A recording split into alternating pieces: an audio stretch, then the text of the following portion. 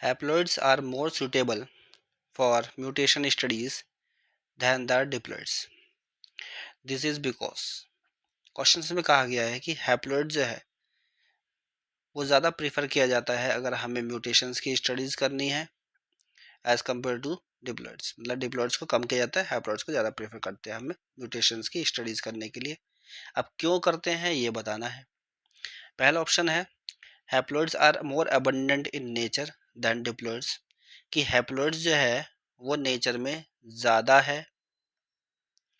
As compare to the diploids. Diploid कम है, इस वजह से हैप्लॉइड को ज़्यादा इस्तेमाल करते हैं हम। नहीं, रॉन्ग स्टेटमेंट है ये।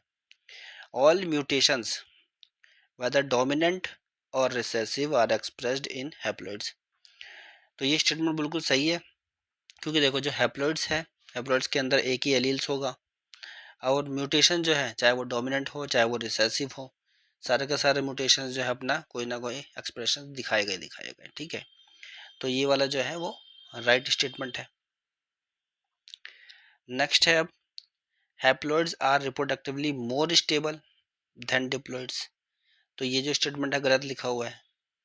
डिप्लॉइड्स जो होते हैं ये ज़्यादा स्टेबल होते हैं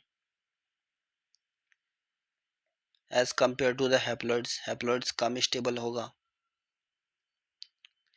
ठीक है, तो ये स्टेटमेंट जो है रॉन्ग लिखा हुआ है। नेक्स्ट है म्यूटेजन पेनिट्रेट्स इन हैप्लॉइड्स मोर इफेक्टिवली दैन इन डिप्लॉइड्स। नहीं, ये स्टेटमेंट भी रॉन्ग लिखा हुआ है। राइट स्टेटमेंट है आपका ऑप्शन बी।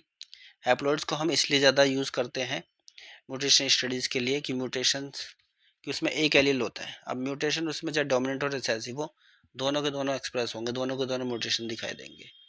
तो राइट आंसर आपका ऑप्शन बी है।